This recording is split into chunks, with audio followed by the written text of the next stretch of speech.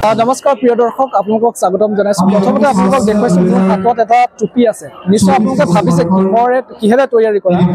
আপোনালোকক পোনে পোনে জনাইছো এয়া হৈছে পানী মেটেকা। নিশ্চয় আপোনালোকে পানী মেটেকা চিনি পায়। পানী মেটেকাৰে তৈয়াৰ কৰা হৈছে টুপি। কেৱল টুপিয়ে নহয়, বিভিন্ন সামগ্ৰী আছে, বহুত ফুল আছে, পানী মেটেকাৰে তৈয়াৰ কৰিছে। আৰু লগতে আপোনালোকক যদি দেখুৱা এয়া বেগ পানী মেটেকাৰে তৈয়াৰ কৰিছে। এয়া হৈছে অসমৰ মহিলাৰ কষ্টৰ ফচল। খুব সুন্দৰকৈ তেওঁলোকে তৈয়াৰ কৰিছে। আত্মসহায়ক গোট আপোনালোকক জনাম তেওঁলোকে কেনেদৰে এইখিনি প্ৰস্তুত কৰিছে। বিভিন্ন বেগ আছে। এয়া আপোনালোকক যদি দেখুৱা কলম থোৱা ষ্টেণ্ড পানী মেটেকাৰে তৈয়াৰ কৰিছে। ইয়াৰ উপৰি যদি আপোনালোকে চাই পাতিদৈ আপোনালোকে নিশ্চয় চিনি পায়, পাতি তৈয়াৰ কৰা হয়। এই পাতিদৈৰ পাতিদৈৰ পৰা এয়া তেওঁলোকে প্ৰস্তুত কৰিছে ফুল। আৰু এয়া হৈছে কাঠৰে তৈয়াৰ কৰা শৰাই। এইদৰে আপোনালোকে দেখিব বিভিন্ন সামগ্ৰী ইয়াতে আছে। তেওঁলোকে গৃহসজ্জাৰ বিভিন্ন সামগ্ৰী তেওঁলোকে লৈ আহিছে।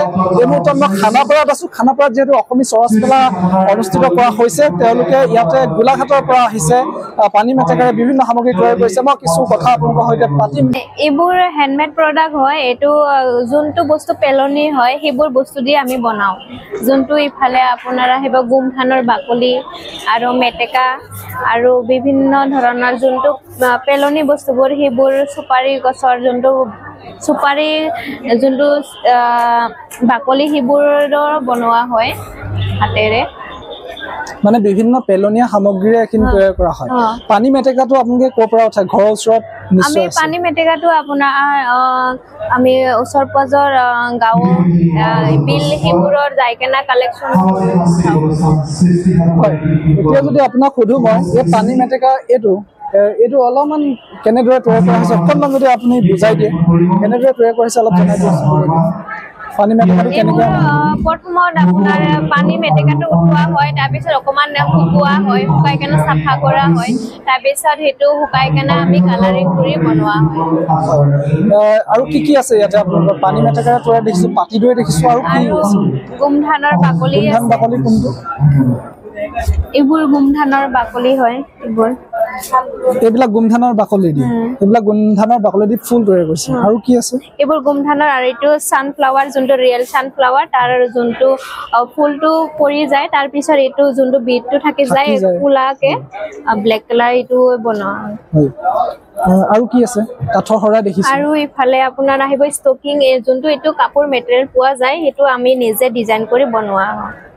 কেইগৰাকী মহিলা আপোনালোকে এইখিনি তৈয়াৰ কৰি আছে? আমাৰ এই 14 মেম্বাৰ এইটো কাম কৰি আছে। Dry flower Gomariguri block, district Golaghat. আৰু কেনেকুৱা সঁহাৰি পাইছে গ্ৰাহকে?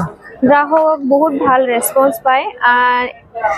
এতিয়াতো বহুত ভালে হৈ আছে, আৰু বেছিকৈ ডিচেম্বৰ আৰু দেৱালী টাইমত বেছি ৰেছপন্স পোৱা যায় ফ্লাৱাৰৰ। দামবিলাক কেনেধৰণৰ? 20ৰ পৰা লৈ কেনে 50 টকালৈকে আছে। হয়, অকণমান যদি কয় এইটো কিমান দাম? এইবোৰ 30 টকাকে। এইটো কিহেৰে তৈয়াৰ কৰিছে? এইটো মেটেকাৰে হয়। 30 টকা। 30 টকা মানে এডালত 30 টকা? এডালত পাৰ পিচ 30 টকা। আৰু বেছি দাম কোনটো? 50 ফ্লাৱাৰ থকাটো যোনটো ডাঙৰ, এডালত 50।